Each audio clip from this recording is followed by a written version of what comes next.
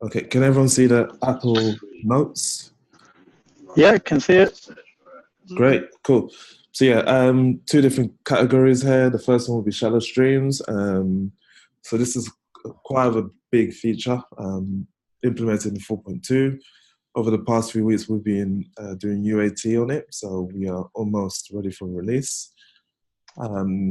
But the most important thing is, of course, the configuration and how it will be used to improve on 4.1. So shallow streams has different areas. The first one will be endpoint. So we'll start with the configuration of an endpoint. I'm assuming everyone knows what an endpoint is. So for example, if you was to retrieve information from Google's address search could be an endpoint. Thankfully with 4.2, it should be much easier to do this and quicker. Endpoints are also linked to services, so services will be shown on how to configure those as well. At the moment, we only can configure REST or XML, or REST or SOAP. So I'll show you how these two differ and what is needed for both of them to work. Some requests may require clear parameters. It may be slightly different to how you configure it, so I've got to show you that as well. There's also a feature to use basic auth, which is a requirement for certain APIs, so I'll show you how to use that. And we'll briefly summarize on what is currently not supported so far. I've also noted transient data. I may have to fast forward that one for another session because I don't think it has been implemented at this moment. I'll double check, so forgive me if I'm wrong. In 4.2, we've also added new blocks as into the Blockly tool, so we can also interact with our state using object and object arrays, which is very helpful, especially for connecting to APIs. We've also integrated to Contentful, which is a content management system where we can integrate our images and text. So we can also reference our uploads in our journeys without using direct URLs. Minor feature, previously in 4.1, once you uploaded a template, you couldn't really edit it. In 4.2, I think the feature has been added for you to edit an existing template, so that's been added too. And also, if you haven't seen it already, you can also view the images and rich directly inside Journey, which is pretty good. Okay, cool. Let's begin.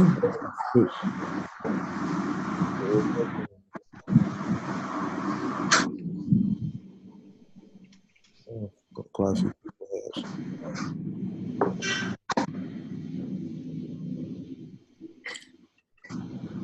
Okay, so you guys should be seeing Chrome. All right, so let's begin. Endpoint configuration. So what I've done, I've basically, again, some of you may have seen this before. This is the weather app. Normally I use this during training. I've created multiple different work streams to show you the differences between after adding integration with shadow streams and before adding integration. So to begin, I'll show you the end result. It'll be a lot easier. Then we'll talk through how to actually implement or connect to a third party using shadow streams. So integrate. As you've seen, again, it looks pretty similar, but there are differences. Now we have 3 different tabs. First one will be authentication, as in here, and you've got service providers, and you also got services. So with 4.1, especially with Shadow Connect, I do remember there were only 2 tabs, and there were services and service providers. Now we've got authentication, which enhances our options that we have while connecting. So to begin, I'm going to connect to this API called Open Weather Map. I chose this one because it's pretty much free and flexible and very quick. As in, you can choose between a whole bunch of different responses. For this demo, I'm going to choose current weather data. Just to show you the response, in order for me to get a response, I'm going to have to use a GET request. And to show you that, I'm going to show you an example. It's very simple. With GET request, for this example, we do need to configure query params. So we have two query params here. We have our location, which is Q, as in query. And we also have our app ID, which is our authentication API key. So I've already got an API key, and we, of course, know our current location. So to show you the end result, I'll switch back. And I'll hit preview.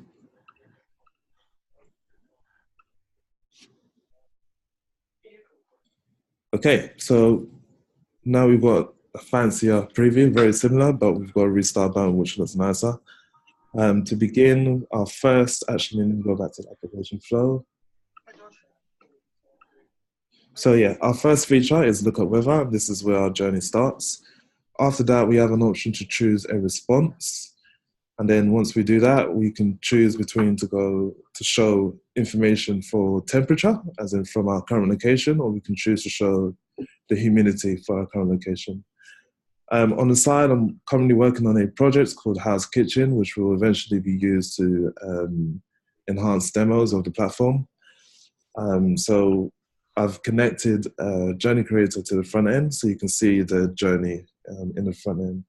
Of course, before we do anything, we do need to hit preview, so I'll do that now. Then I'll restart the journey. Okay, great. For those of you who are pretty sharp, you've noticed that we had an app ID in our query. What I've done, I've actually added it as a constant to avoid the use of re-adding it every single time I start the journey. So I've added it to the ARD, which is pretty much here. Since the user doesn't need to add the app ID anymore, I've also hidden the field. So once you see, if I was to go to our step, which is look at weather, our first step, which is get city weather, no step, sorry. We have three properties. We have app ID, my location, and units. I've hidden app ID, and you can tell by the disabled on expression, which is true, which basically confirms that the user doesn't need to always add by using the ARD. So this should work. So I'm going to sorry, I'm going to use our current location, which is London. And you can, oops, I rushed a bit, but it should work. Let me start again. So we can specify with this API, we can either specify the city, or we can also specify the city and the country. So it needs to be in a specific format, but all of the information will be on here. So yeah, this should still work. Since we're in London, we can choose between metric or imperial. So we choose metric. And then next. So this is a business rule. I've used values, which is for example here. So on our next step, which is daylight hours, the result is from a calculation done on the previous step called total daylight hours. In order for us to view the business rule, we do need to edit our step. And we go to rules.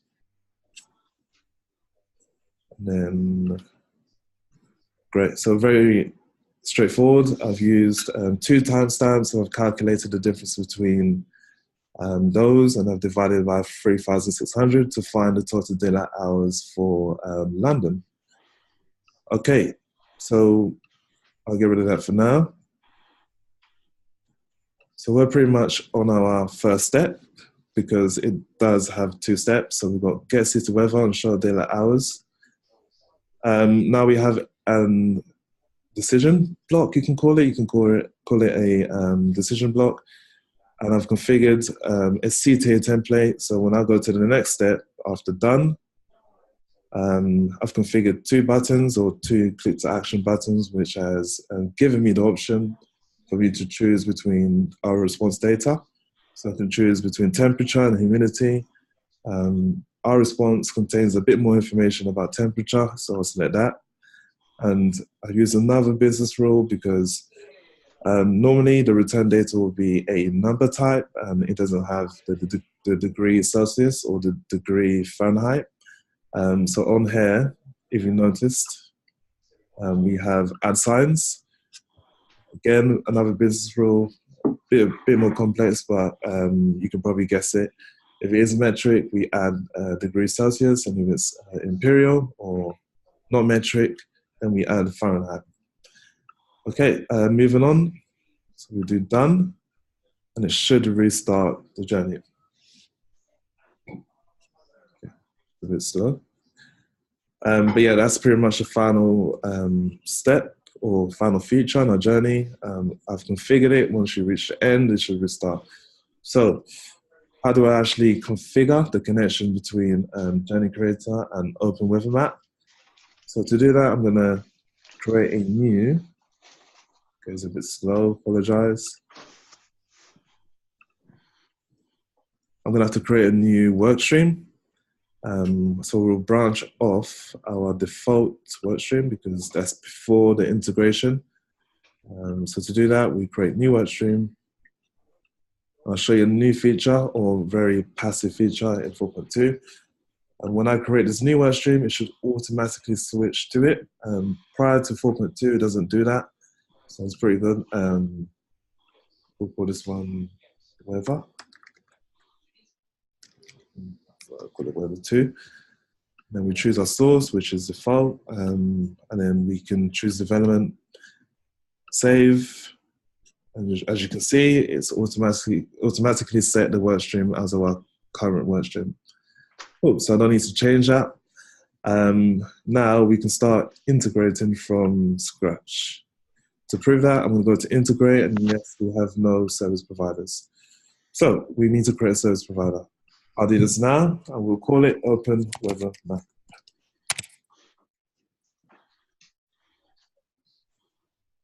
I hit save. Great. Cool.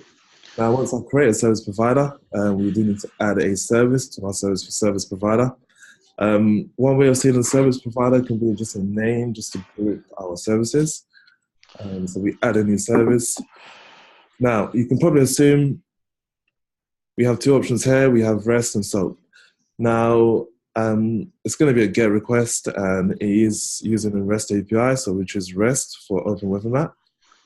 We'll go back to Beekeeper. We'll call this one current weather. On our protocol, currently with Open Weather Map, it's HTTP and not HTTPS. And we'll leave it there for now. So 1 and 2, as in response timeout and max connections. Apparently, that's been configured based on a test. So if you do need to configure these two, it'll be depending on your situation. But leaving it as 5 for the response timeout and 100 for the connection should be fine for now. So we hit save, and then we have our service. Now, we can also now add an invocation. So it will be a GET request, and I can call it GET current weather. You can call it anything. But before we do that, we do need to configure an endpoint. So we'll cancel this, and we'll switch to authentication.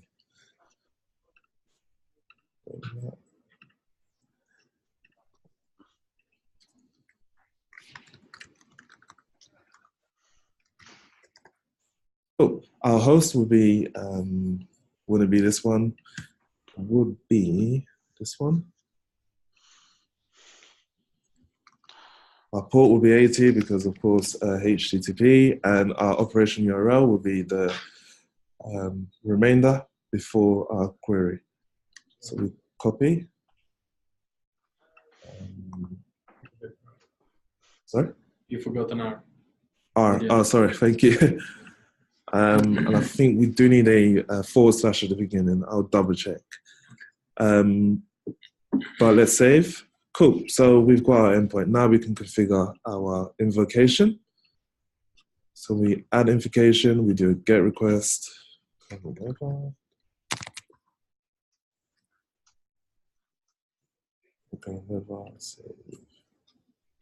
Cool. Now, this part will be a bit more familiar with existing users. As you can see, we can now map our data.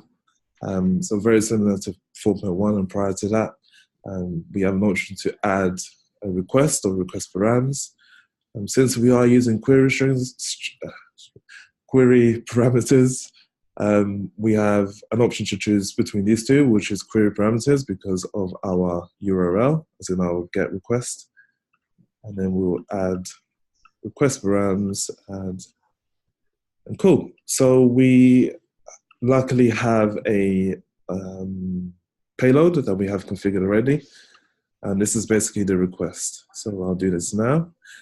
For those who are, again, familiar with Shadow Connect, one thing you did notice is that whenever you configured query params, you did need to have the parameters inside a query object. For example, I'm going to click on open. As you can see, we have our parameters, but it's inside a query object. In 4.1 with Shadow Connect, if you didn't have this object, it wouldn't work. So in 4.2, we do need to remember to remove it because I have existing payloads and it didn't work before. I wasn't sure why until I removed it and it did work. So I've configured another request params object. Cool. So as we can guess, my location will link to Q, which is query, app ID, and units.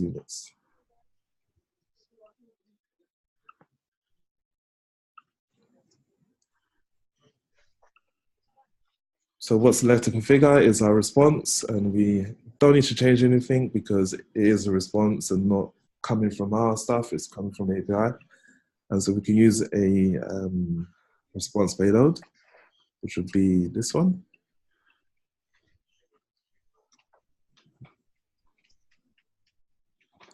Okay, and for now, I'm just going to link towards 4 different properties. I'll choose sunset, sunrise, humidity, and temperature.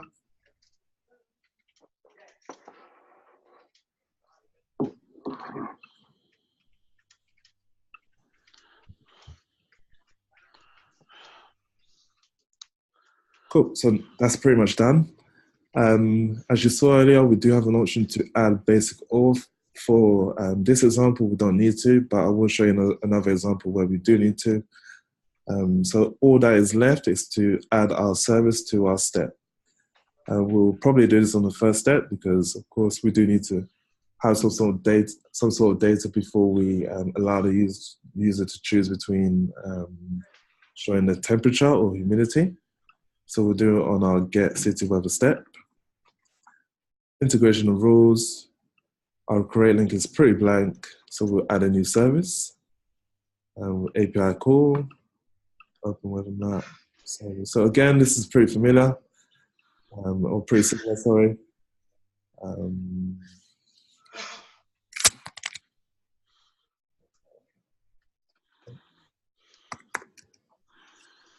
Hit save, and then now we should get a response if I hit preview. So I'll do that now.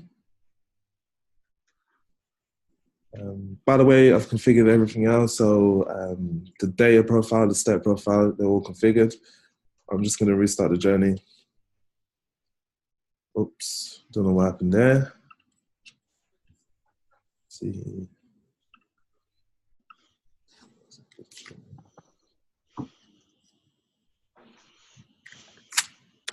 Can you guys, I don't think you guys can see my screen, can't you?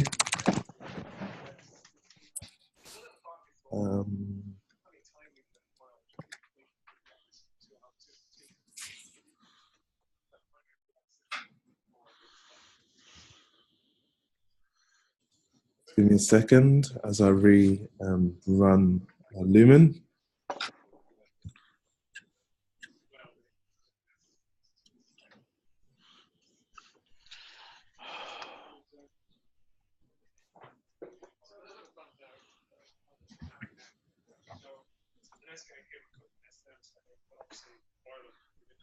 Okay, great. Now App ID is now available. Apologies for restart this.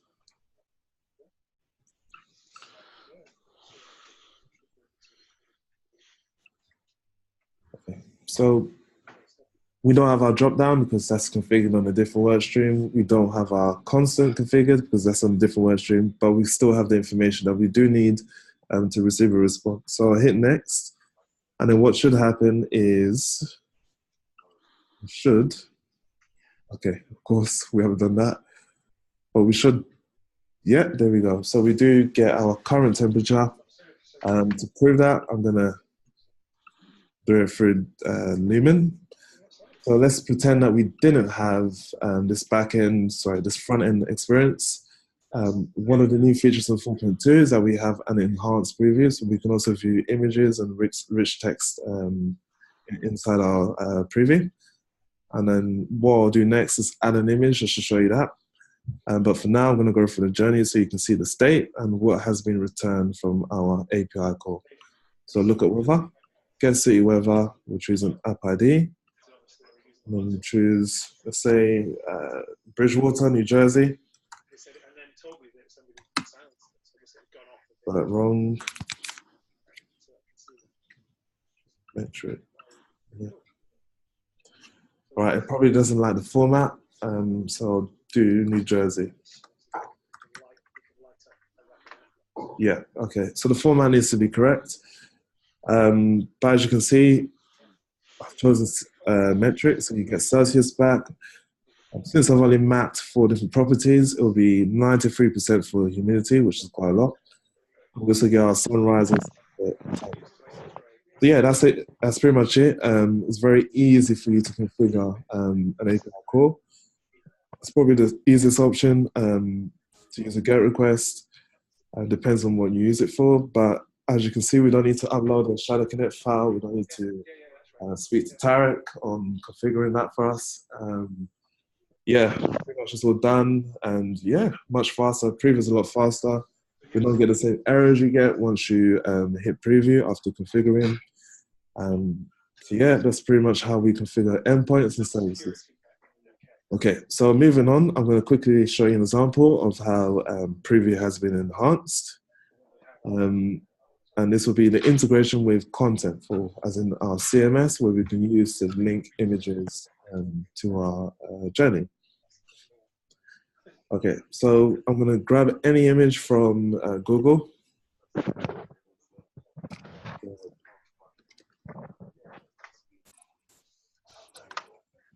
Make it a bit more interesting. I'll grab Donald Trump.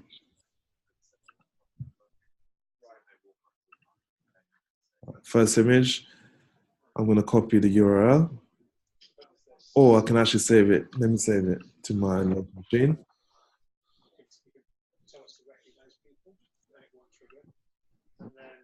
Okay, so what if I wanted to configure an image to show in the backend previews before configuring it on the front end? One very easy way to do that is to use an image property. So with 4.1, we did introduce 3 more properties. If I do a new property, I'll show you. We had base64 for encoding. We had text and image. All we need to do now is select image, and then we can call this one Donald Trump. And then hit save. And of course, we're not done yet. We need to add it to our step. So we need to select it. Very easily drag and drop.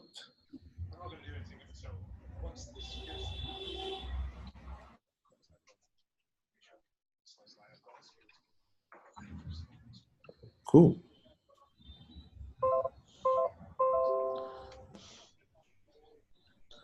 All right. So how do we actually get Donald Trump's face to show on our journey? To do that, previously what we had to do is we can either create it's pretty much the same place. So we select default, which is confirming that we have a default image that will be shown. What should happen in 4.2 is that you will have a button, select image, and then we have multiple images that have been uploaded already. I didn't copy the URL, which would be a bit too easy, but we do have the option too, so we can also reference images from anywhere. There is a safety message before you do that, confirming that it's not really that secure.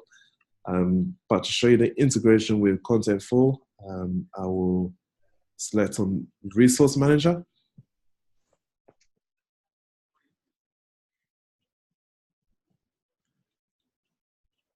And once you, the CMS. Yeah, pretty much, yeah.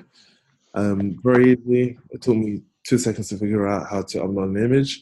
To do that, you'll click on Media, and then we'll do Add Asset. If we do have multiple images, we can do it at once. So since we only have one, we'll just do one. What we can do is, I think once you upload it, it will probably take the name of the file. Let's see what will happen.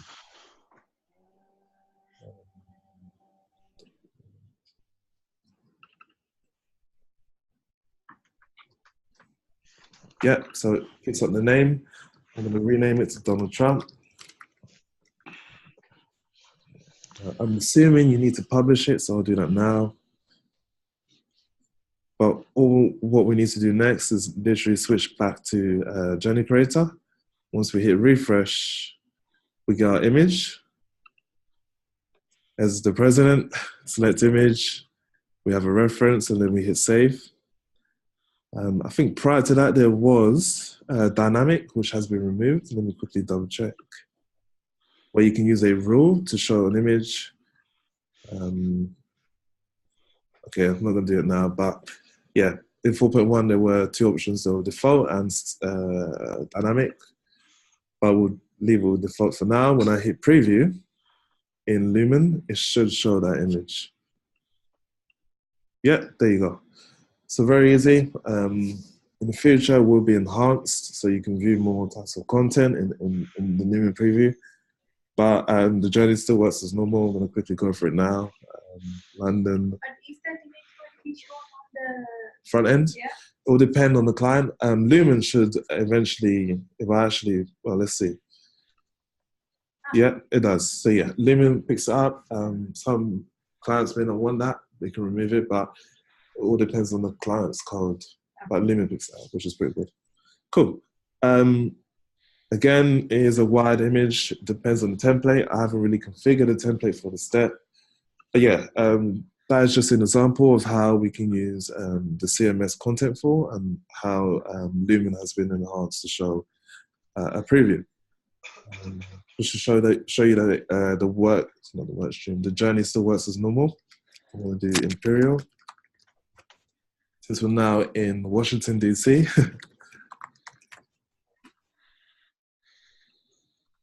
Okay, format properly, but let's try again. Great. Okay, now we get Fahrenheit. It's a bit cold over there. But yeah, journey still works as normal. And that's pretty much how we configure images in our preview. All right, so where are we? Let me quickly, apologies if you can't see the screen. I'm going to switch to another screen.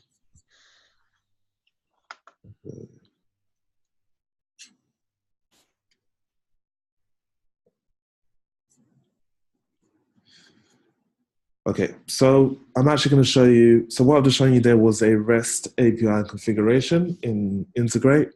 So what if we were to configure SOAP, as that is an alternative for APIs. What we have here, I've got to switch to a different project to show you this, to save time. But SOAP is configured slightly differently. This is a very large model, so I apologize for the speed. But in this model, we have configured our step to connect to a mocking tool called WireMock, where we use to test.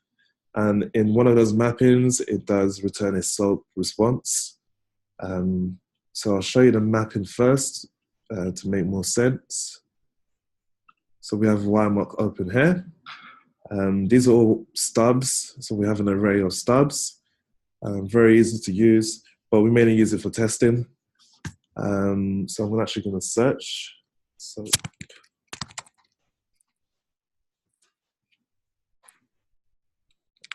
okay, great. So we have multiple different examples here. Let's see. Okay, let me run through the journey first. But before I do that, I'm going to show you the configuration. So for this example, as in our SOAP example, we have a service called Simone, and then we configured it to return address information. As if I map the data, of course with SOAP, we do need to have a request and response. I'll show you both of them. So we have mapped an input to an output, and we get this input, which will be sent towards YMOC. And then YMOC should return, if I cancel this. Let me zoom out actually so you can see more.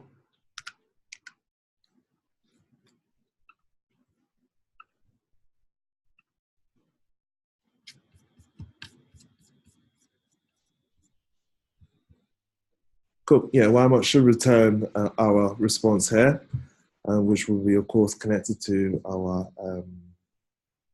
ADN. Now again, very similar, very easy to configure. It configures the same way as a REST call, but there is a difference. With SOAP, we do need to have the right envelope, if I'm correct. Otherwise, or the right version, I'm not entirely sure, but it needs to be a specific version. Otherwise, some of your SOAP requests and responses will not work. To prove that it does work, I'm going to connect to YMOC now. Let me preview.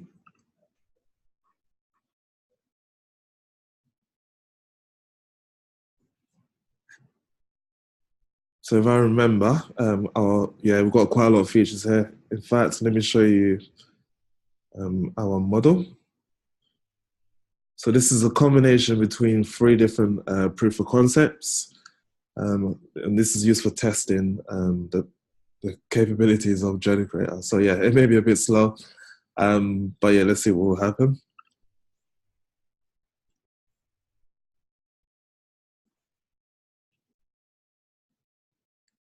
Okay. Cool. If I enter the postcode, we should receive. Enter. So this is a London office postcode. And yeah, we get a response. Or do we? Let's have a look.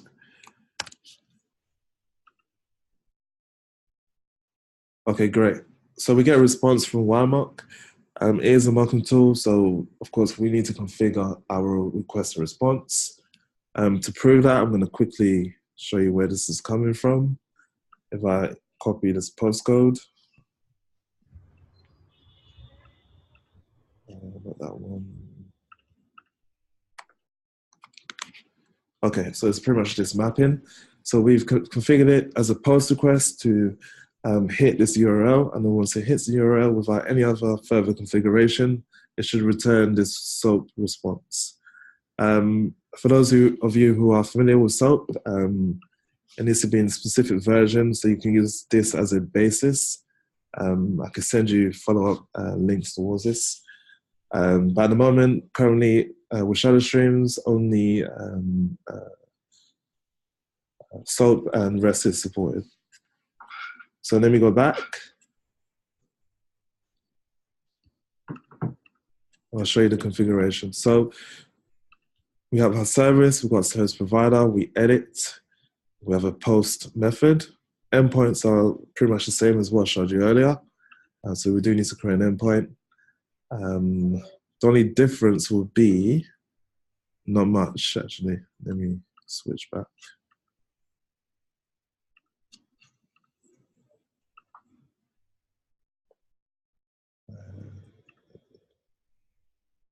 Yeah, so for REST, you'll have your post or get.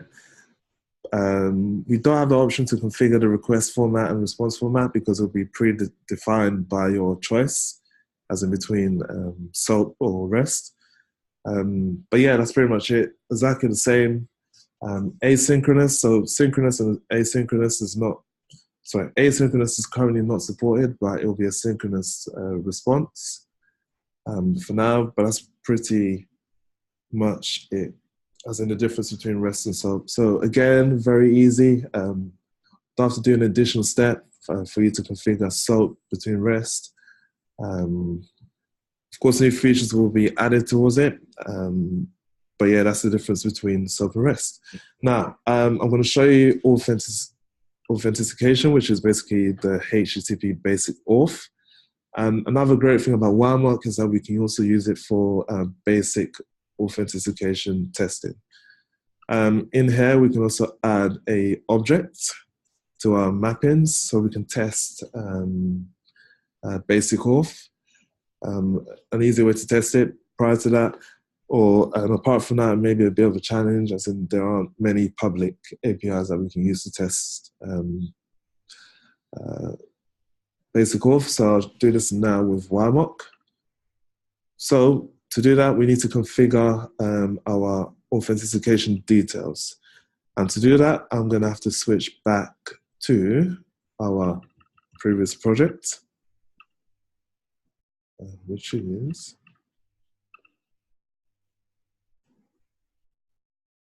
okay. Now, what we want is to connect, and we scroll all the way to the top. I've added a basic auth credentials object, allowing us to test basic auth in Journey Creator.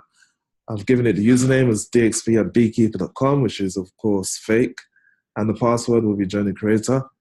What should happen is that before we do any sort of service configuration, we do need to define our basic auth choice, and then we can also do the mapping. So I'm going to do this first. I'm going to switch to integrate, and then we have authentication auth.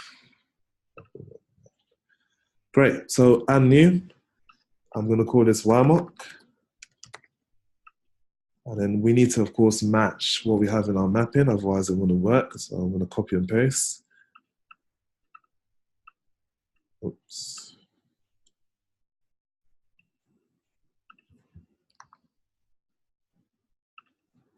Nope.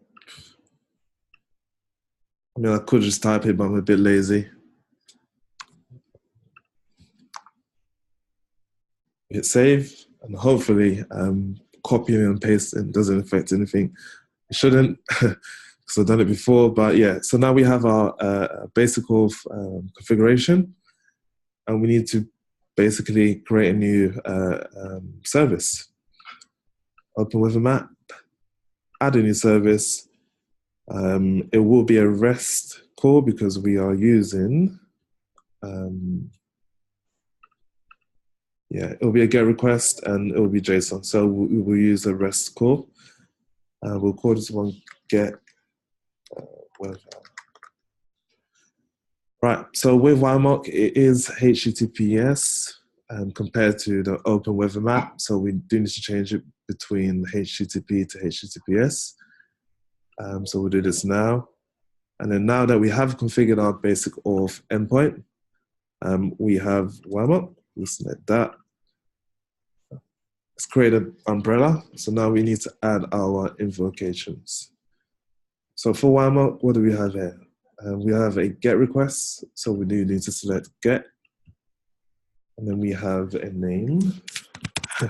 We can give it whatever lookup. Endpoint, can we still do that? No, we can't, because we do need to configure our new endpoint. Since we are not using Open Weather Map, we are using Wiremark. So I'll do this now quickly. Call this one Get Weather Wiremark. Now HTTPS, the host will be 443. Wrong way around. Port will be 443. Host will be the Wiremark URL.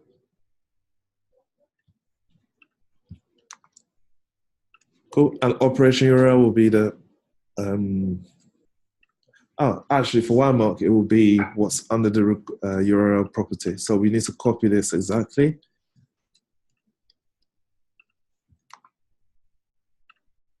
Cool. We hit save.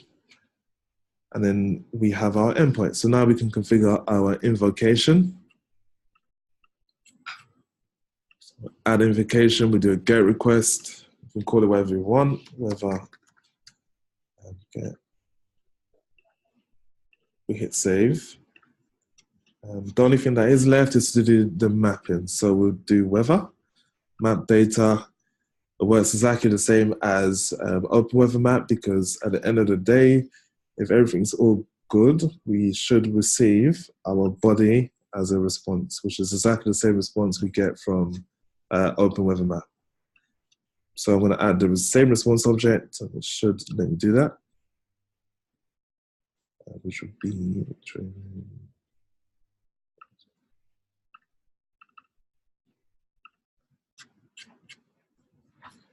cool. And then we'll map the same properties, so sunrise and sunset. Well, actually, I'm going to map something a bit different. Well, I haven't got much options to choose from. Let's map the temperature to Donald Trump. Doesn't work. Yeah, great. So I know he's always hot-headed, isn't he? So yeah, great that happened, because we have error messages which are a bit more descriptive now. Yeah, if I try to map a number to a string, it doesn't work. So I need to try and map temp to a number.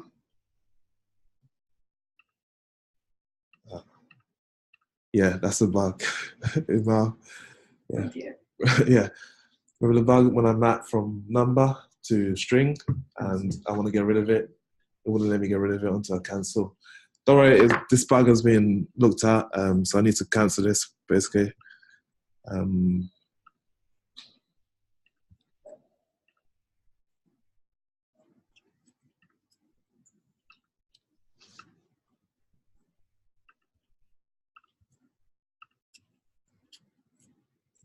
Right, let me not make that mistake again. I'm going to map temperature to temperature. Then we hit save. Another tip as well, rather than mapping the entire object in the response to test, it will be a lot easier for you to map one property. So if that works, then the rest will work basically. So cool. So the only thing that is left is to add or change our service. Edit.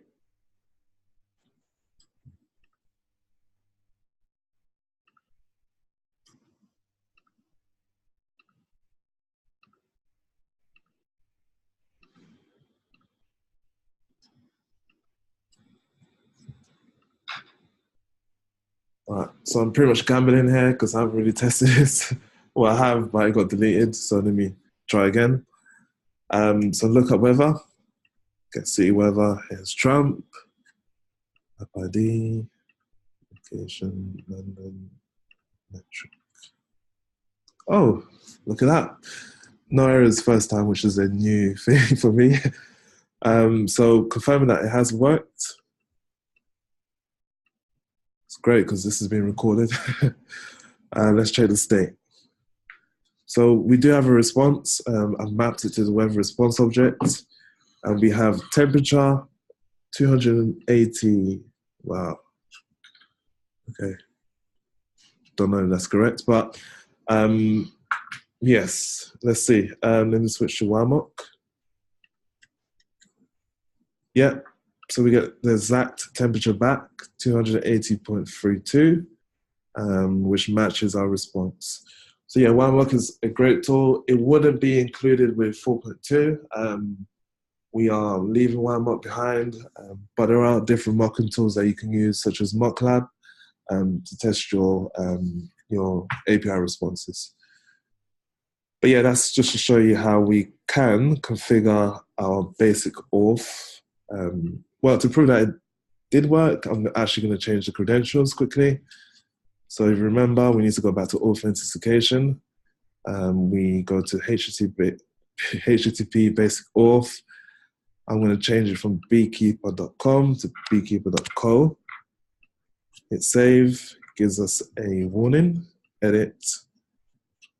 Hit preview again to see the changes. And of course, we do need to make it match, so it should return a 500 error or 4 for error, as in not found. Let's see. So look up weather, get see weather.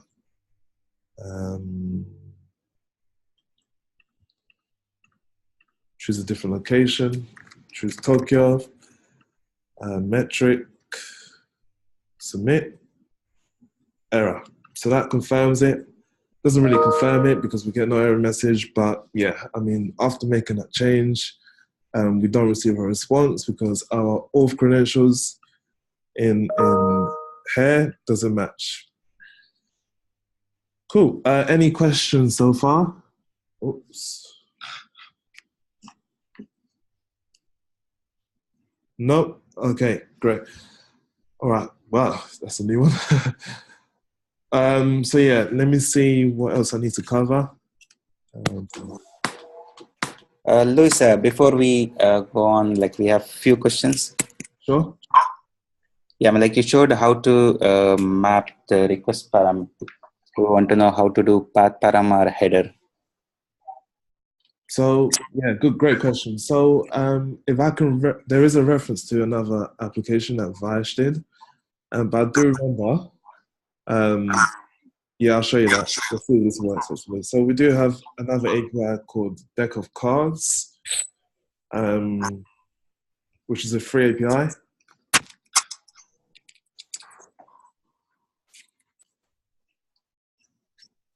Oops.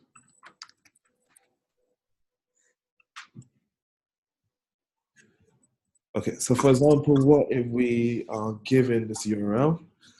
So query parameters will be at the end of the URL, but what if we had parameters that needed to be in between the URL? So yeah, we need to configure it separately. If I do remember, we need to add this object. So I'm gonna quickly switch my screen.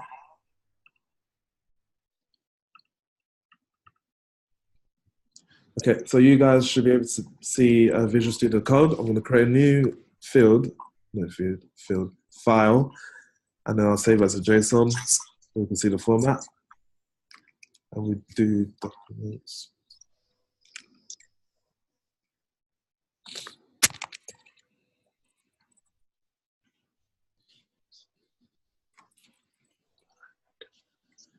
Okay, so if I remember, if you have or come across this, as in right here, which is a different type of parameter, you do need to add this object to it.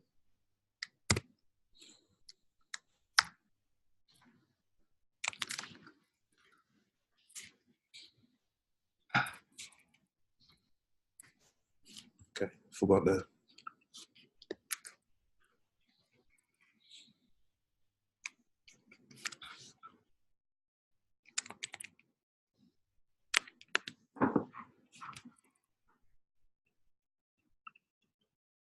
Yeah, once you do that,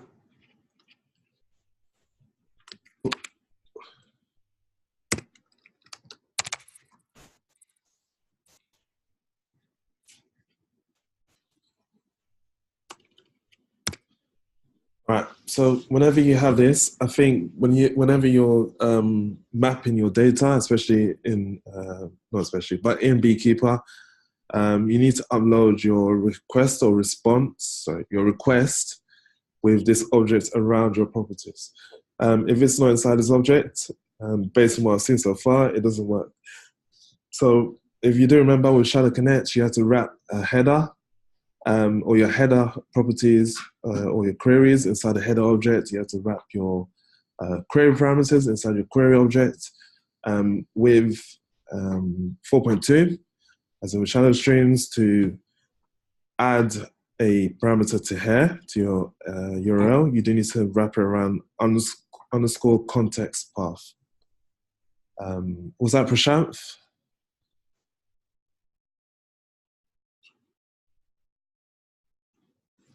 Prashanth, are you there? Yeah, I'm here. I was trying to sorry. Yeah, so that's how you do it.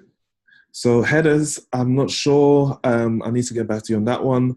I think headers will be configured the same way query parameters are configured. Tarek will be the best person for that. I will give you guys a follow-up message towards that. I was planning to have that planned for this meeting, but I didn't have enough time. So I'll get back to you on headers. But I mean, they should be configurable. You may have to do an additional step, but I'll get back to you on that one. Hey, Lewis, can this handle the OAuth tokens with the refresh process as well? Sorry? Can this handle OAuth token? So basically you get a OAuth token and then pass it along with every request. And then if the OAuth token expires, can it call a refresh token? Or that has to be like a separate process outside of the shadow string? So all tokens as in headers or as in a query param? Auth tokens, you could get it via multiple ways. Yeah. So basically, you would establish an auth token, OAuth token, and then you would pass it along with every request as a token. And then if the API returns a certain response, you need to call a refresh token. So it will become kind of like a wrapper around the call. Okay. Yeah, that's true. If it is configured as a header, then I need to get back to you on that one. If it is a query parameter, as in if you append it to your URLs, then it should be very straightforward. You can access or provide it through the request params object, as in integrate. I'll show you here.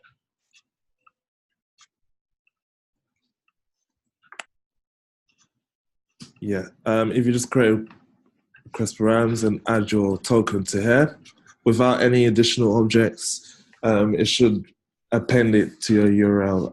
If it's a parameter, if I go to Postman quickly,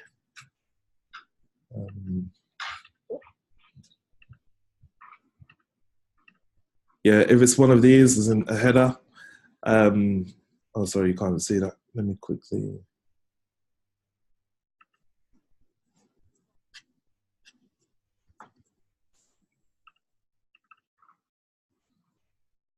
Yeah, sorry. If it's one of these, as in specified as a header, then that's a question I need to get back to you on. It will be, of course, used in multiple different APIs, so it's very important. I need to speak to the right person on that one, but if it's a query param, you can literally specify in your query params object, and then, as in, so your request params object, and then it should append it to your URL. If that answers your question. Okay, Louis, one more question. Like I remember seeing a get and a post. I don't remember seeing a put method while configuring the invocation. Yeah, that's correct. Yeah, at the moment that hasn't been added yet. So get and post will be done. Well, only get and post can be done through shadow streams. In the future, put, delete, and the rest will be added. Okay, will it be added before 4.2 is GA'd? I'm not sure on that one. I need to get back to you on that, Prashant. Okay. And also, like one more case was some cases like we pass the body as JSON as a string, or sometimes we say it as a URL encoded. So we didn't see that configuration either. So yeah, that brings me to the topic of what is currently not supported. URL encoded, not supported at the moment. I did try that with Twilio yesterday. If you do send your JSON post request as a body, it still works in the request mapping. So that still works, as in you can literally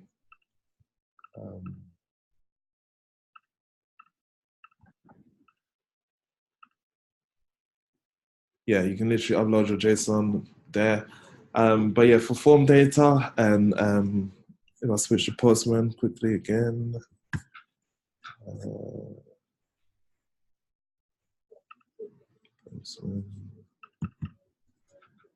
Yeah, with Twilio, if I do have a history. Yeah, at the moment, this content type isn't supported. So there has to be workarounds in that. I've confirmed that with Tarek. But any questions on that one, if you can send it to me in the email, then I'll confirm 100% if it is supported or not. But I did try this yesterday or a couple of days ago, and yeah, it didn't work for me. So it needs to be. Yeah, Lewis, a couple of other use cases would be to generate something like a token, a timestamp, and a signature using like a crypto.js or any other signature methods that we can embed or plug in. And obviously, that's. Yeah, you will need to use this content type, I'm assuming. I'm sorry? So you will need to add a different content type in order for you to do that? It's not a content type, but it would be based on like a simple use case is like when you send the payload, you need to calculate like just add the timestamp and then derive a token using that particular timestamp, and that's pretty much applicable to the calculation of the signature to the payload as well. Okay. Yeah. If you see the Postman, you could have that Postman generate that using a crypto.js or a AWS signature. Ambo, at this point, looks like that's not supported. Only HTTP is supported out of the box. True. I mean, we understand. Yeah, but that will be something for the future, I guess. Yeah. Okay. Yeah. I'll give feedback towards that one. That's very important. This is recorded, so I'll go over this and I will write down or reference that request. Cool. Any more questions? No. Okay, great. So that's pretty much shadow streams and the limit preview with 4.2. Of course, thank you for the questions. I'll get back to you on those.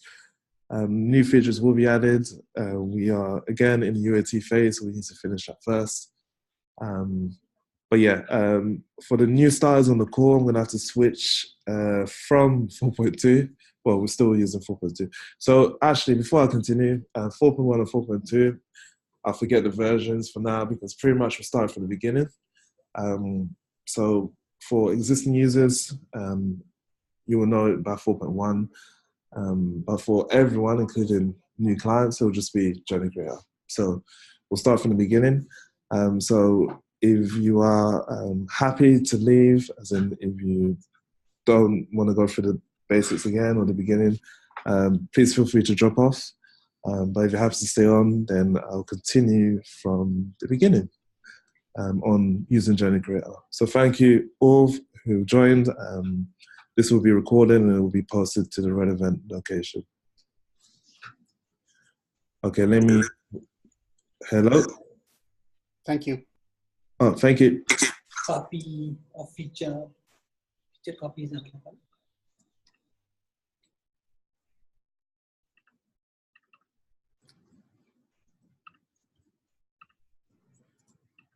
Okay, so hopefully you can still see my screen. I'm going to start from the absolute beginning. So I even need to log out, so apologies.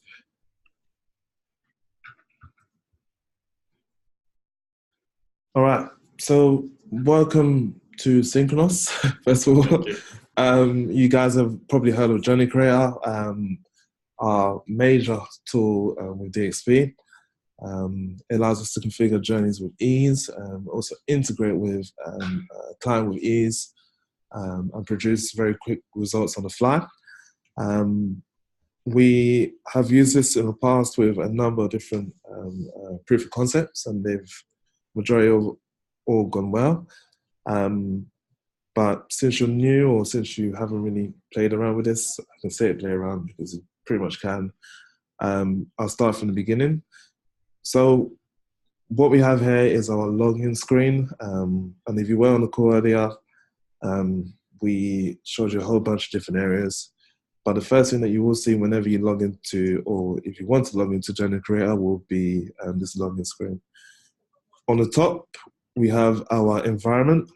And we can tell what an environment is by looking at our subdomain. So this is the UAT environment because we have that prefix to Beekeeper. Beekeeper, again, another term you may have heard of before. Another name for Journey Creator, or the internal name for Journey Creator. So you may hear me reference Beekeeper. I do apologize if you are used to Journey Creator.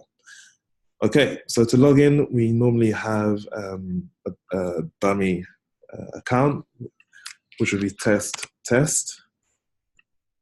So the username and password will be test. If you are following or jumping ahead a bit, please do not log into this at the same time, and I will explain why later on.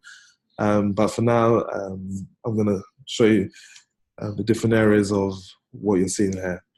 Okay, cool. So on the left-hand side, we have our directory, and this is the first thing that you'll see when you log in. Again, if you were on the call earlier, we have our projects. And to create a new project, what we need to do is visit the settings section. Before I do any of that, I'm going to switch to a diagram to make it a lot easier. And hopefully I've got this open.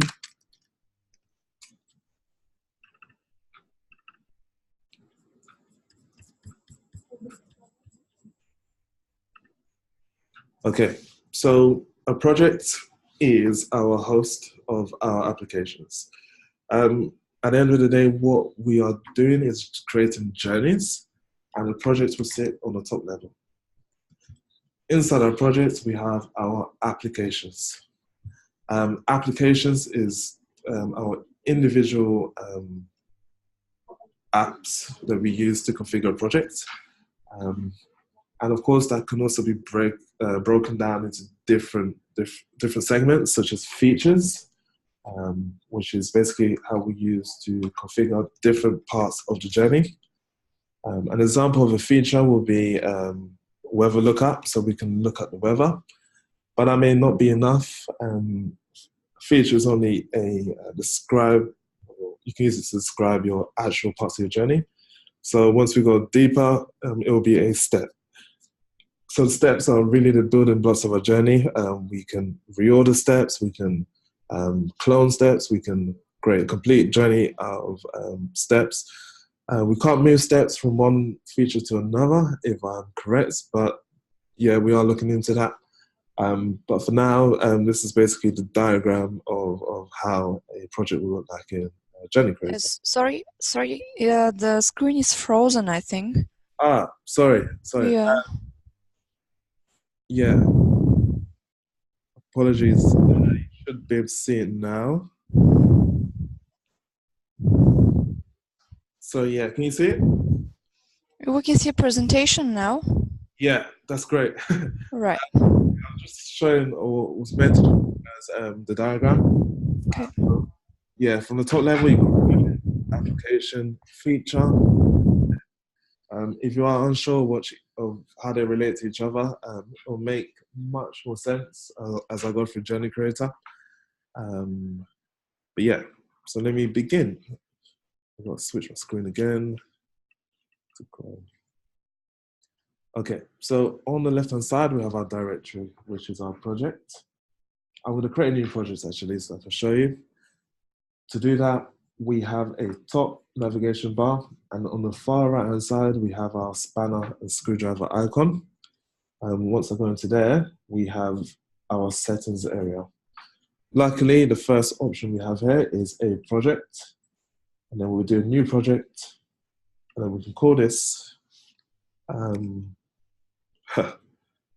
it's the hardest part, right? We'll call this one New Journeys. Right, we can optionally give it an image, but I'm gonna actually, let me upload an image. I'll upload Trump. The Trump journey. Oops, wrong one. Great. Okay. Hopefully I spelled journeys correctly. If I didn't, forgive me. But yeah, so the first thing or the next thing that we'll see is a prompt giving us a button to add a new application. So if I switch back to our PowerPoint, okay. Yeah, so we've gone from project to application. Is an application a journey? Yes, yeah, pretty much, yeah. So yeah, another name for an application could be seen as a journey. Single journey, okay. and eventually you may hear the term work streams, and they can be different versions of your journey. Okay, so I'm going to create a new application called, keep on going with the same one because it's a lot easier, but it will be weather app. Great, so we are automatically selected onto our new application. If I was to create a new application, it'll just be under it, so I'll just call it example 2. All right, get rid of that one, don't need it. But yeah, to delete, that was a bit of a rush. All you need to do is click on the 3 dots, and then you have your 3 buttons, and then you can either add, as in add a new feature, which is the next step, as in, apologies for getting you confused with the actual step, but yeah, this is the next step in order for you to build your application. You can also edit, so you can rename your application name, and you can also delete. So I'm not going to delete, I'm actually going to add a new feature. So we can call this feature, lookup weather. So the whole goal of this application is eventually to connect to a API. I mean, we can use a different API, but I haven't really planned for that. But apologies if you were on the call earlier. I'm going to use the same one. So we can use save. Cool. So what we have here is project, application, and feature. Now the 3 dots are still available, meaning that we have another option here to create a step. So this will basically be the sections of our feature, and this is how we order our journey. Okay, so get weather will be our first step. Now, we also have another option here to give it a template. If you were on the call earlier, you may have seen this, but here's an example of Lumen. And this is the configuration from a previous journey where we've added multiple different fields. This image and title and fields are all in a template called Simple Form. And we also have another template called CTA, which is a out-of-the-box template where we can use to configure different click-to-action buttons for our journey. So there'll be 2 templates out of the box. One will be this one, as in Simple Form, which is basically an option to configure a title, subtitle, and a submit button. As in, for example, here I've configured next as a submit button title. But yeah, let me start with Simple Form. Cool. So yeah, if you are confused at the moment, don't be. But yeah, so what we have here is our step, and this is our step profile. So I don't normally go over this, but we can also add notes to our step, which is a feature usually overlooked. For example, if you to create another step for another reason or different person for them to use, you can give a description towards the step here. But yeah, we'll leave this for now. The most important thing here is that we have 3 different boxes, or we have an accordion of 3 different areas. On the right-hand side, we can see which step template that we chose. But for now, as you can assume, it's pretty much empty. So what needs to be done next? This is where we switch to another area of Journey Creator called Data Editor. Now, App Builder is basically where we build our app. Data Editor, you've guessed it, is where we add our data. And in order for us to eventually receive a response from our API, we do need to create multiple different properties. Properties work the same way as their program terms. So once you create a new property, it'll just be another property on a model. If you create another object, it'll just be another object on a JSON model. So for our request, I'm going to have to create a property. And the most important one, of course, will be our location. So to do that, I'm going to create a new property called My Location. Right, I rush a bit. So data editor, again, very blank. Nothing has been added. What we have here is multiple different options on top. For now, we'll focus on the ADM. So what is ADM? ADM is our data model. Eventually, you can view this as a very large model of JSON that we use to integrate with different areas of Journey Creator. Thankfully, we have a visual tool to add our properties to this model. And in order for me to do that, I'm going to have to click on the Add Property button. We also have an option to add arrays. Arrays, of course, are used for data or sorting data. Objects can be used similarly to a folder, or it can even be used or seen as its program term, as in you can have properties in an object. We can also import, which is basically importing from something called the CDM. So we have the ADM, which is our application data model. What if we have multiple applications that do require a similar amount of information? A great example would be an address. So if I was to create an address object, rather than creating it per application, I can also create it in the CDM.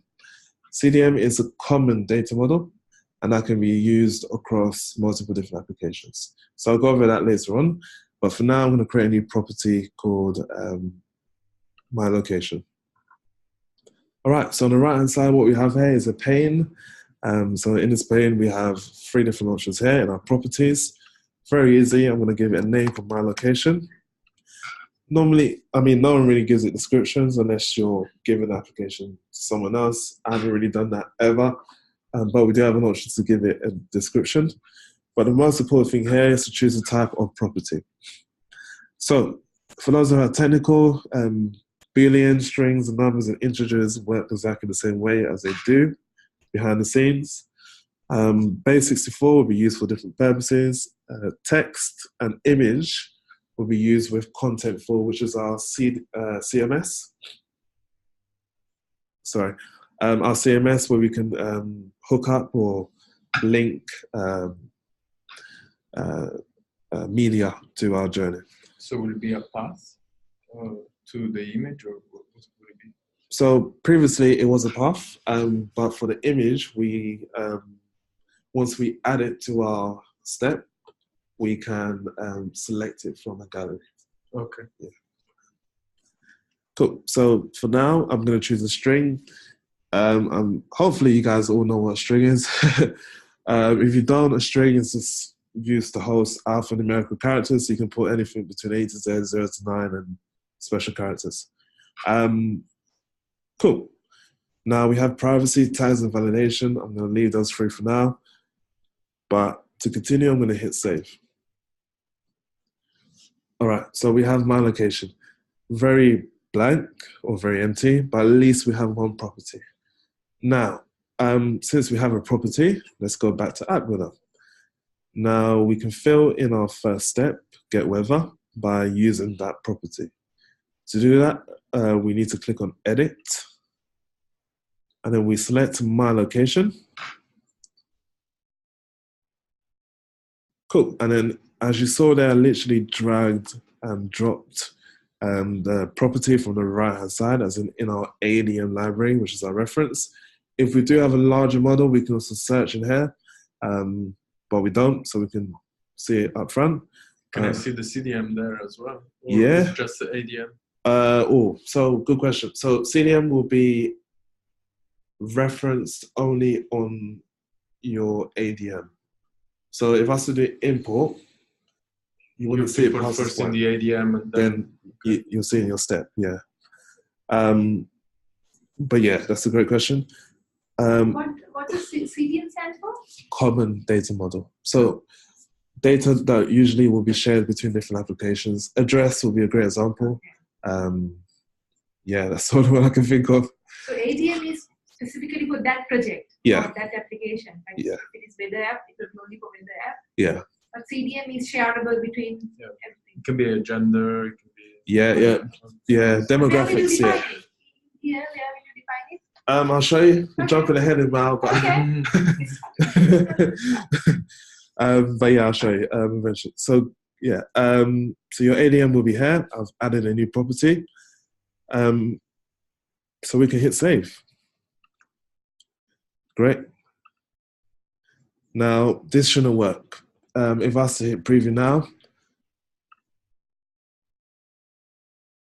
we shouldn't be able to see our new step, get weather. All right, so yeah, that happened. Now, I'm going to show you again. I'm going to restart the journey. And preview is basically once you've added changes and you want to see the latest change, you can preview your application by selecting preview. Preview basically pushes your model, your latest model, to the preview environment so that anyone that is linked towards this environment can see the latest change. If that's confusing, it'll make more sense later on. I'm going to restart the journey. And what we have here is our feature. So look at weather, look at weather. So from the top level, we have our feature. If we had more features, we'll see it here. Look at weather. Normally, I'm going to go here to select our step because we are in the back end. Front end will be functioning as a normal journey. But there's a reason why I don't want to show you the front end first, because we do need to configure it. But preview is a great tool to use. Now that it's been enhanced, you can also see more information here. So I've literally switched from design, which is where we build our app, to preview to see our changes. But I cannot see our get weather step.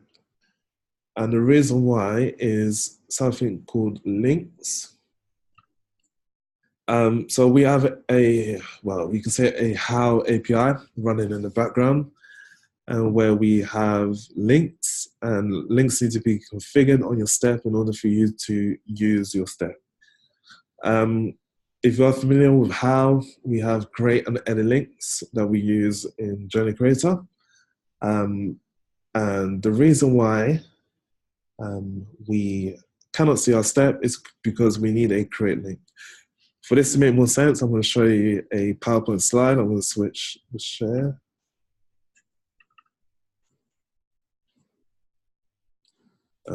Oops. Okay, so for different reasons, we have create and edit links. So what is a create link? Imagine our model, as in at the end of the day, we have a very large model. And if a user was to submit information, for example, we just created a new property called My Location. And in order for that information to be saved, it needs to be created in the data model. And that's what basically a create link is. So create links give the user the ability to add data to our model. Without a create link, we cannot even see the step in the preview because there is no point. Edit links allow a user to edit the resource in the model. But of course, before doing that, we need to add data to the model. Any questions so far? I have a question. Mm-hmm. You know, with the create link that you said, it is to capture the data from the end user. Yeah. So with this transient feature coming in, yeah, is that changing? So transient data, I'm assuming once you have, it's very simple because obviously, yeah. Once we have, so let's say we have a step, and then we have a create link on that step, and then we just added a new property to that step called My Location, which we just did. Transient data, you got the options, haven't you? So you can choose to keep it, right? Yeah. Or you can choose not to keep it. Yeah. That will be configured separately. So it'll still work as normal, but that'll be configured in data editor, but not in app builder. So your create links will work exactly the same. It doesn't mean that your create links won't work, because if you only had one property and you say you don't want that data, it's still going to show. It's just not going to carry that information. So you carry on creating like you normally do. Yeah. And then when you go to the data editor, you define what type of data this is. Yeah. Okay. Yeah. So we all handle separately, which is good because it doesn't interfere with anything on app builder. Okay. So, yeah, let me switch back. Apologies for the switching or sharing the screens. It's a bit annoying. One thing I can do with Zoom is share my desktop, but yeah, I'll do that next time.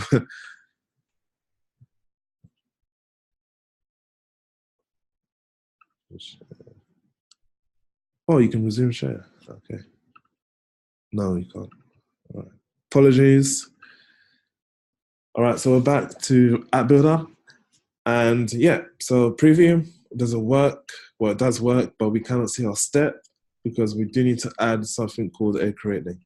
Create links allow a user to post data. So in REST terms, as in you're familiar with REST, you've got post, you've got get, you've got put, you've got delete, you've got patch, and others. And post is obviously posting to the posting to somewhere. Get is retrieving information from somewhere. Put is updating information, which is an edit link. And patch, not supported. So patch is only patching or putting part or editing part of the data. Yeah. But the most important two will be post and put. So edit and create. Now, I'm going to add a create link for this to make more sense. And to do that, I'm going to switch from data profile to integration and rules. So we add a create link, we hit save, and yeah, that's pretty much it. We hit preview, look at weather, get weather, my location. Anything matters here. We have a link to an API, so there shouldn't be any validation errors. But once we hit submit, well, actually I'm jumping ahead because now we can see our step. Let me do it again quickly. Look at weather. Now we have our step. And by the way, that icon, that lightning icon confirms that you have a create link on it. Now we have our location. So we have our feature, step, location. London, or it can be pretty much anywhere. Hit submit. And to prove that information has been submitted successfully, I'm going to show you another new area called state. So in the state, we have our information about our journey. States are saved, as you can reference them, but, well, okay, that's a terrible way to say it. App Engine, I'm even referencing new errors. So we have something called App Engine. So what you're seeing here is called Journey Creator, of course, and this is the design time environment. But once you're all done, it will be pushed to our runtime environment called App Engine, and that's where it validates our steps and our rules based on different configuration options. So this is the response. Is this the response? This is a response. So what we just done there is a preview. You deploy it to the preview environment, and then we've done a GET request to retrieve information from App Engine, which is our runtime environment. This is what displays the journey. So is that the post that you created? Exactly. Okay, yeah. And then the GET happen automatically when you hit preview. Yeah. So yeah, we've posted to App Engine, and then the response is, no error. So it was great. We got a response. We have a state, so we can see where we post information to. And to confirm that we have posted it in our state, my location is equal to London. So we have our property, my location, and our value will be London. The state will still be running because our journey isn't finished. And to make more sense, I'm going to restart the journey. Oh, yeah. Okay, I can't. All right, so let me start again quickly so I can show you what I mean.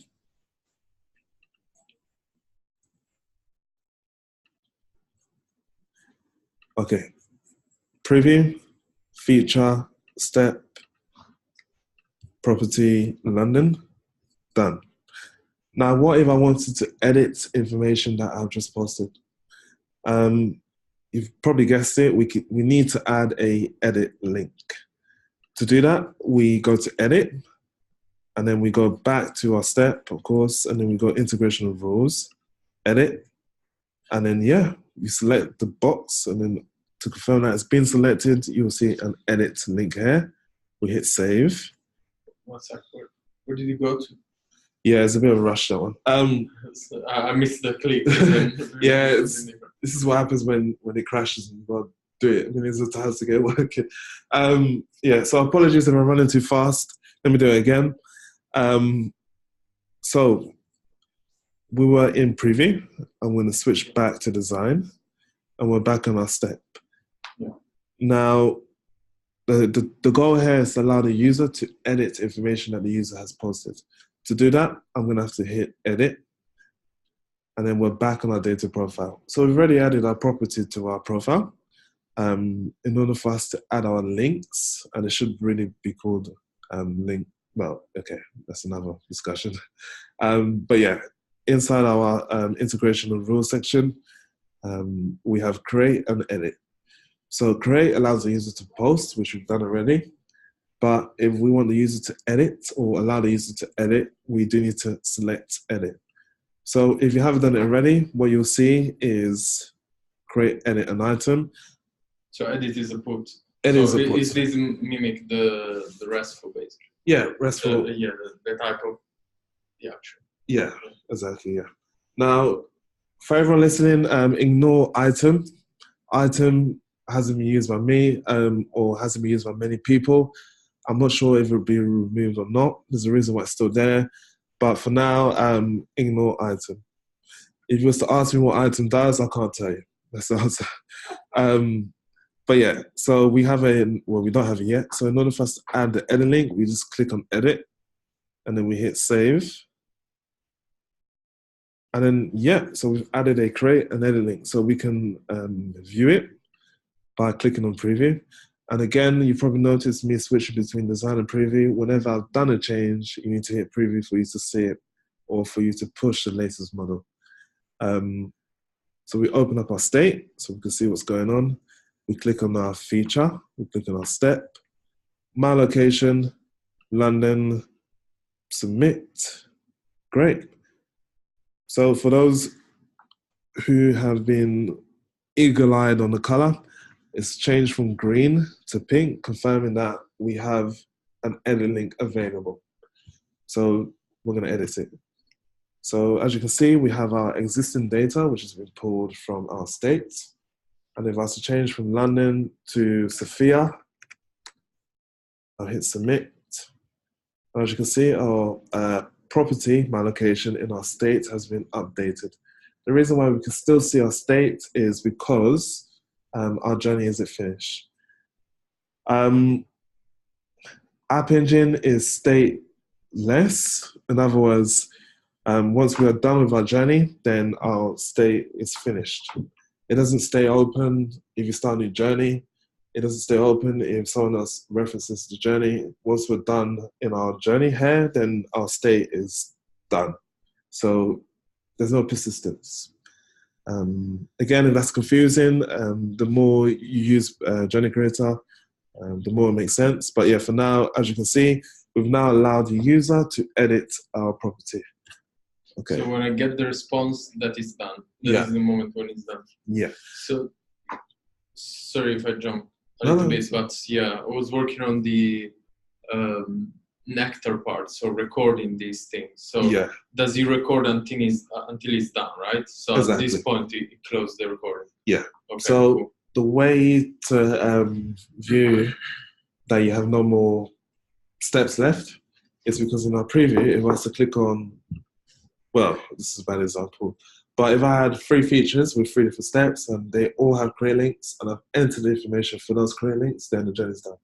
So the journey will be done until no more create links are left. Okay. Yeah. Cool. Yeah. Thanks. Cool. So we have an issue here. We've got a problem. Now imagine this was a real journey and you've allowed the user to edit information. How do we tell it to stop? As in, how do we actually tell the user to stop allowing? Because I can go on forever. I can change it to Tokyo, Paris, it doesn't stop. So how do we actually tell the journey to stop allowing this edit link to be available? Because it's more about availability in Journey Creator. We provide an option for a user to create, and we also provide a user for the option to edit. Create is fine. Once you've added something, it's fine. But if you allow a user to edit something, there may be an issue of that running infinitely. App Engine doesn't know when you want it to stop. So we need to tell App Engine, as in our runtime, for it to stop. And to do this for Journey Creator, we need to use something called preconditions. To do that, you may have seen it already, actually. So I'm going to switch back from preview to design. And what we can say is that so we've got two links here. We've got create and edit. And each of these options allow us to add a precondition. Now, there may be a reason in the future where you need to add a precondition for a create link, but for now, I'm going to add a precondition, or basically an expression that we need to tell App Engine to stop allowing the user to edit or to stop allowing the user to get stuck. To do that, we will explore another new area. And this is where it can get a bit confusing for new viewers, but this is where we configure our rules for our application. We'll have a canvas, and this is basically Blockly, which is a tool from Google, where we use to configure, or for anyone that isn't really a technical person, it'll be a lot easier for them to configure journeys in Journey Creator. For those who are technical, as you can see, when I add something, you can view it in the code editor below. So you do have an option to switch between code and design. But if you do switch back, your design will be eradicated. Yeah. The reason why is because it can get a bit complex. If you also code something and switch to design, the feature there isn't really supported at the moment. But to summarize, basically, what we'll do here is allow the edit link to stop. So preconditions, whenever you add one, we have a predefined block. And this basically says if something is true, and it always has to validate to true, because we're allowing that to be shown on the front end or in preview. If this or that is true, then this link is available. So we can make up anything here. We can say if the user is not in Sophia, so the user is not in Sophia, then the end link will be available. In other words, same thing to say false, right? But we don't say false, we just say true. Exactly. Is not. Okay. Yeah, so we kind of need to think backwards, but we'll do it now. So we've got logic. So yeah, you can play around with these. It's a very good tool. We've got predefined blocks here that you can use to build your own expressions. So I'm going to use the logic block group, which allows me to use a equals block. And then we eventually will need to specify Sophia, and we could do this by specifying the string. And we also need one more block, which is our ADM block. So we can also reference our ADM in Blockly, and to do that, we select the choose property block. So we'll start with that. Sorry, ADM? What is that? ADM is our application data model. Okay, yeah. So, ADM. Okay, yeah. Sorry. yeah. Yeah, there's a lot of terms, yeah. So thankfully, we don't have a large model. So again, we can just select it. My location, we drag it. So we can also drag and drop here. We can basically create a puzzle. My location, well, we can say if my location is not equal to, so we can also select between the different operators. Sophia, then the edit link will be available. So if user is not in Bulgaria, okay, we hit save. Now, when I, oops, don't want to log out. Well, that's how you log out. To log out, which I forgot, I should have said at the beginning. You click on the top right hand icon, and then you get a prompt, and then you can log out.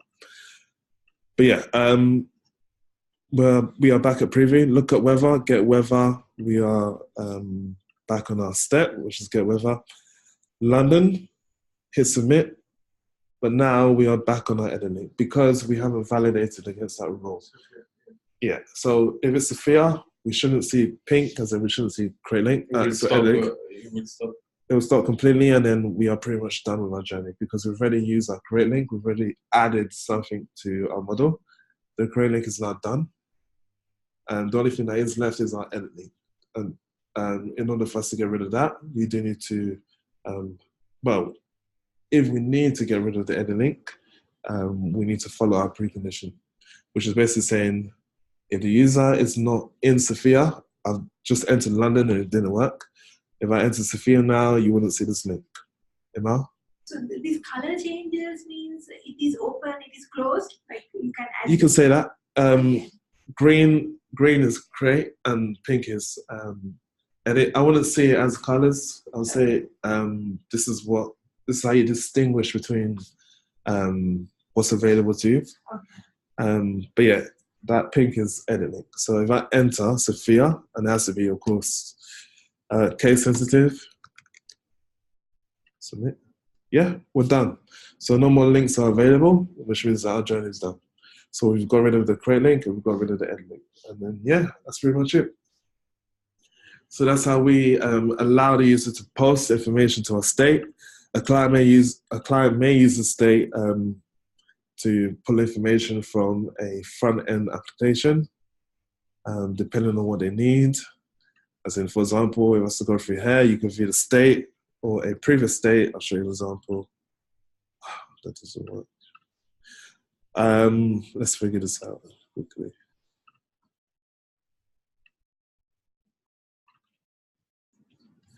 So in every state, we have a reference number. This is our journey ID. So for this one, it will be 01-2044. If for some reason you wanted to view the state on the front end or in a client, you can reference it by going on this URL. To do that, oops, wrong one. You can probably guess it. Okay, let's do this. By the way, you shouldn't really need to do this part here. I'm just gonna show you an example. This is a bit complex.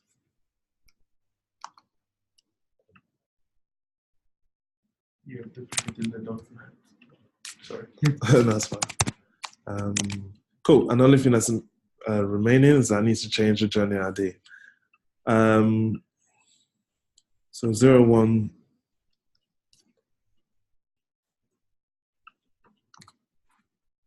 Cool. So anyone, as you can see, I did it in the browser. If you're in another location, you're not even tied towards Journey Creator, you can still reference the state because it's saved somewhere.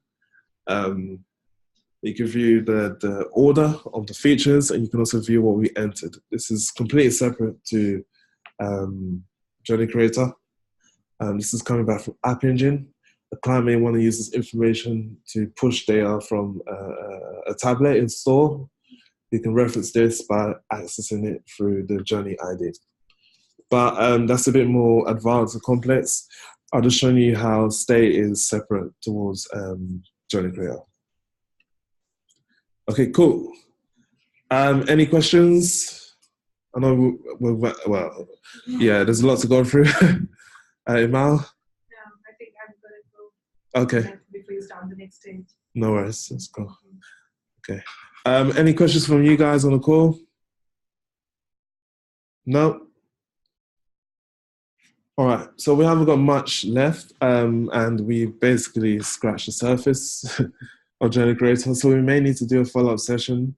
Normally I do it every 2 weeks, so we can carry on next week because we have quite a few new starters. So I'll prioritize that towards everyone that is happy to join our session.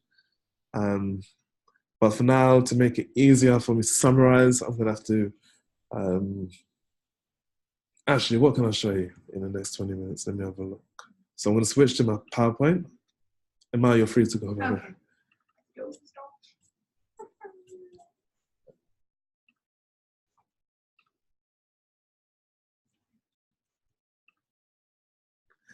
Okay, now,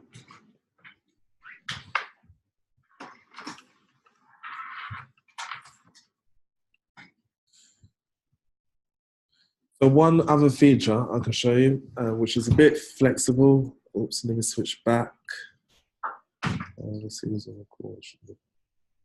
All right, sorry. One other feature which is a bit flexible is called business rules. Let me quickly turn off this aircon.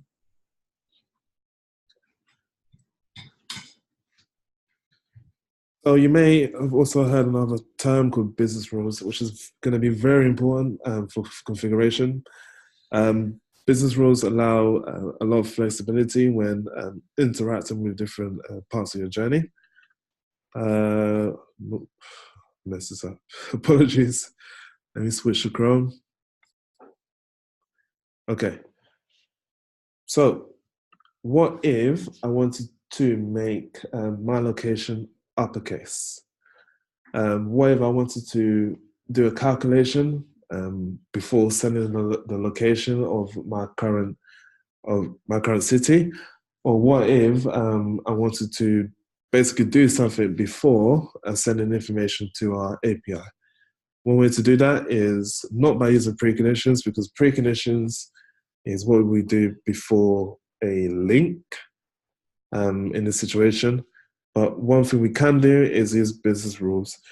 Business rules can be used to transform or calculate or basically elaborate on something that needs to be done before the next part of your journey.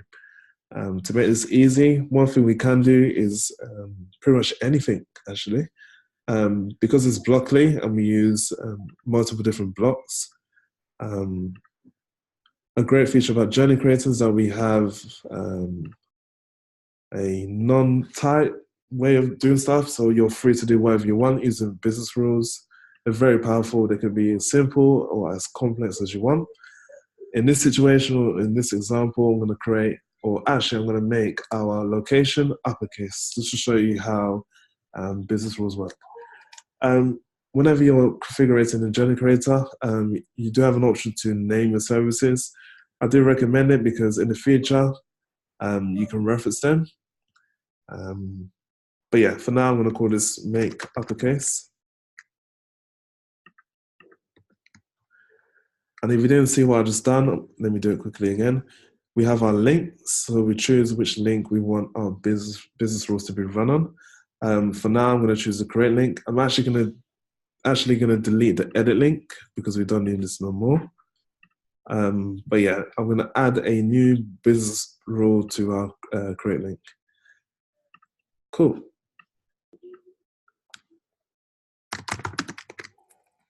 Okay, for some reason, no spaces. New rule. And we have, well, if you do remember, we had only 5 different block groups, but for a business rule, we have we've got quite a bit. The reason why we have different options in the left-hand side here is because of the way they are used. The rules in a precondition will only validate against if it's true. But since we don't need to do that for a business rule, we can pretty much do whatever we want. So I'm going to add a rule saying that make this property uppercase.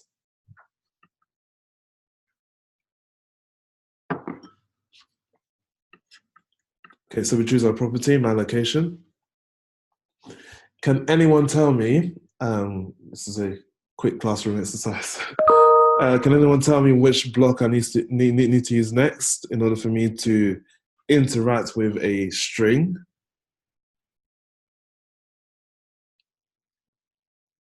No? Text. Sorry? Text. Yeah, that's correct. Cool. So we choose text. We have a mock there. We've got quite a few here. We have a block called toUppercase, which is predefined. And if you can see in the bottom, we are basically creating a function. Yeah. So if you are a bit technical, you can switch between code or not. But for now,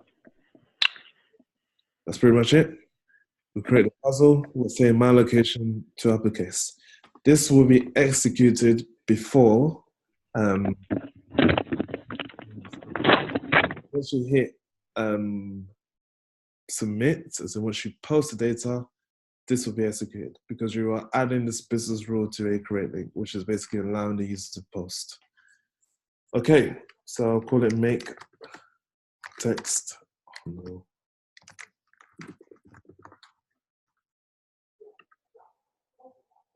Cool. as you can see, we have our rule name, we have our service name.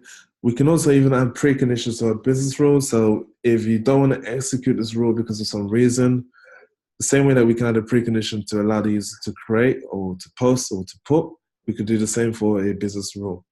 But that, of course, depends on the situation. And we'll hit save. If you have edit to do the same things on edit, can you see that rule that you created in edit? You can. Or you have to recreate it again, the uppercase thing.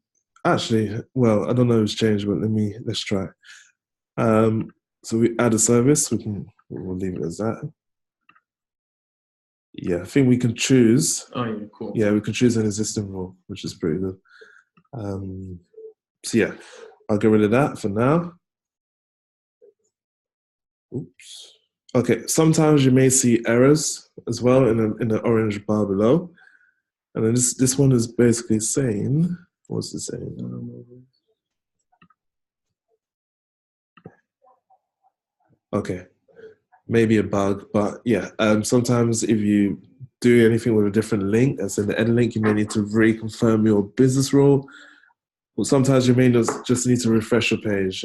That's how it is with Journal Creator at the moment. So any errors, it will show there, but if something's not working properly, just to refresh your page. Okay, I'm going to hit save and then preview. Look at weather, get weather. We'll do Sophia. Submit. Cool. Okay. Now, I was about to say, can anyone guess why? But that'll be a very complex question. So we added a rule stating that we want to make my location all uppercase, or Sophia all uppercase, but it didn't work.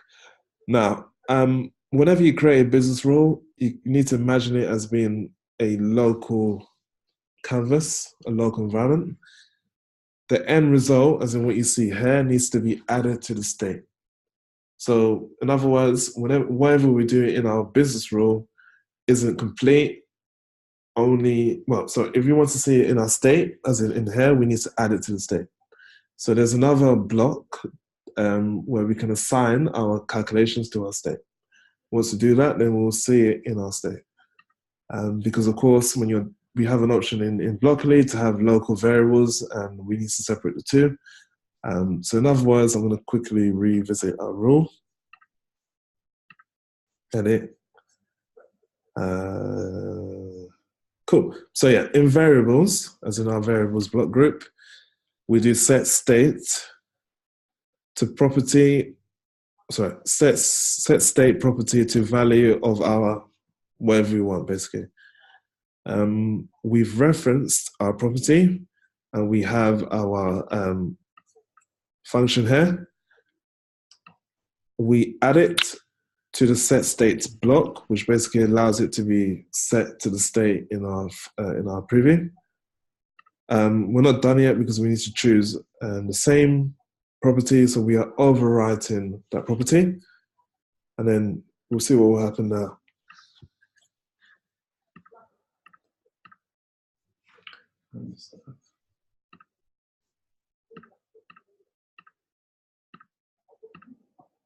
Cool. So there you go. London, all uppercase.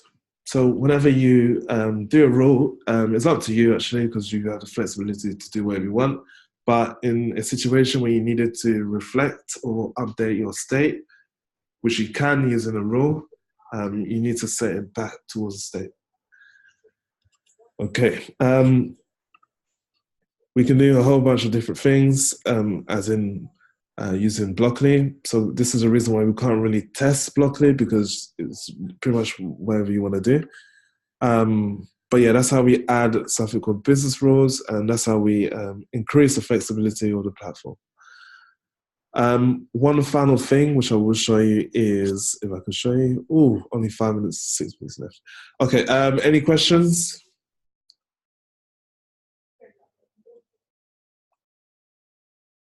Okay, no questions, great. All right. Will there be a session for like mapping with an API using the translations or some more advanced? That will be, well, I wish I had more time. We can do that in the next session.